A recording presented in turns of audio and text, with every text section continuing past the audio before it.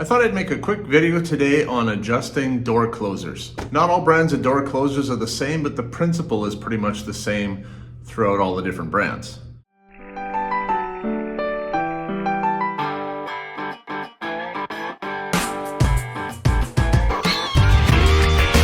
Buckle up your seat as I give you a day in the life of facilities maintenance.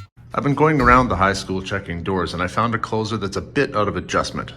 So I thought this would make a good example of what to do. So this one is working correctly. I could speed up the close a little bit, but that doesn't really matter. What matters is that it is closing. It's latching both top and bottom just fine. This one, on the other hand, while it closes faster, it latched on the top, but not on the bottom.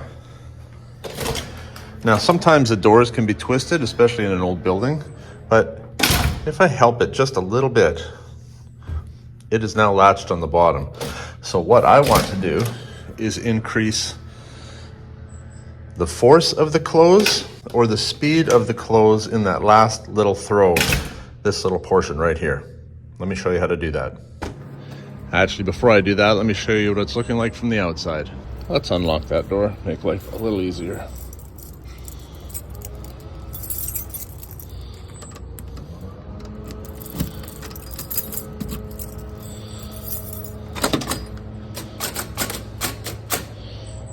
Was it binding on something down there?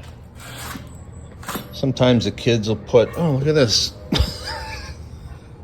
An Allen key for adjusting a door closer. Exactly the same size as the one I have right there.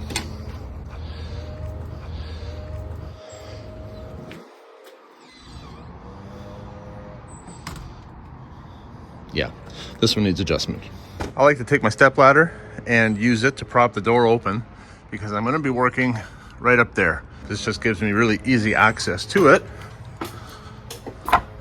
Now, this cover is made so that I can actually access some of the adjustments with this in place. However, I will remove it because it'll just make it a little bit easier to show you what I'm doing. And the brand on this closer is an LCN. It's a very common closer in commercial applications. And they give you a nice little diagram here to tell you what the little adjustment screws actually do.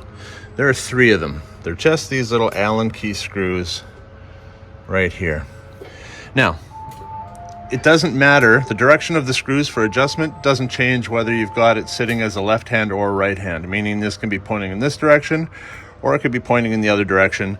That doesn't make a difference. There's a variety of things you're going to adjust here. You see this one here listed as number 1, and the arrow goes all the way to this guy over here. So this is the one that's all on its own.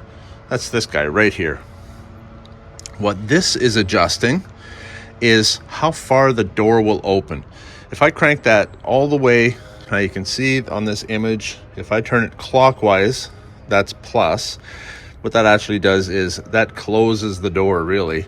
If I turn it clockwise as far as it'll go, it won't even open to 90 degrees. It'll hold the door back like this. I don't like doing that because what happens in a school is kids are holding the door open for each other, and if the door isn't open as far as they want it to, they'll kind of reef on the door, which then puts tension on things like the frame and the holder and all the rest of that. So you can open this one up a little bit.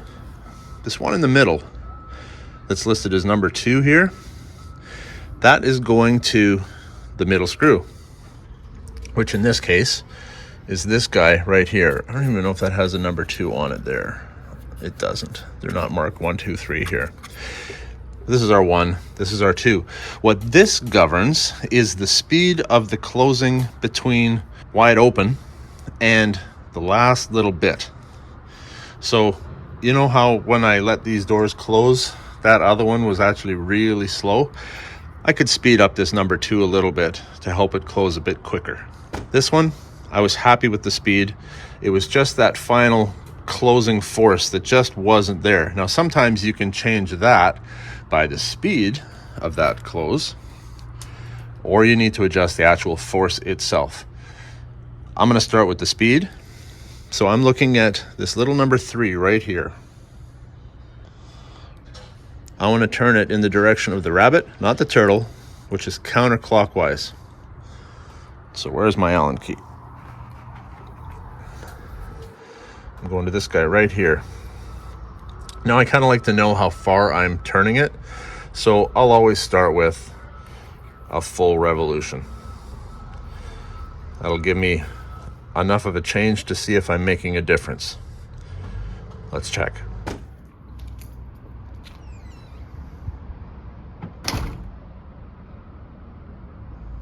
Okay, I was pretty happy with that. Let's do it once more for good measure.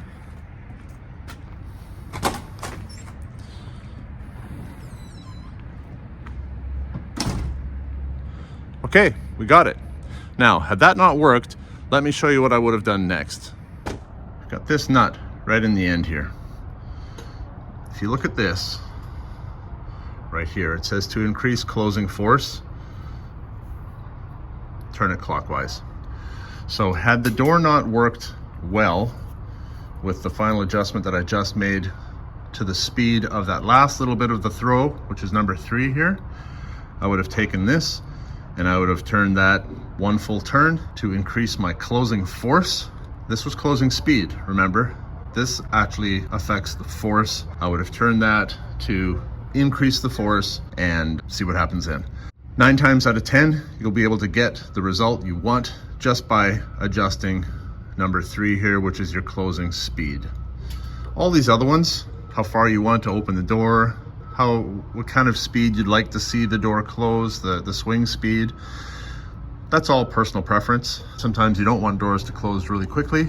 You want them to be a slow close because you might have slower people moving through the door. Other times you might have people moving quickly through the door. Whatever, that's all personal preference. But this final closing speed and your force are your 2 big ones that are going to determine how well your door closes every single time it closes. Let's not forget to put the cover back on.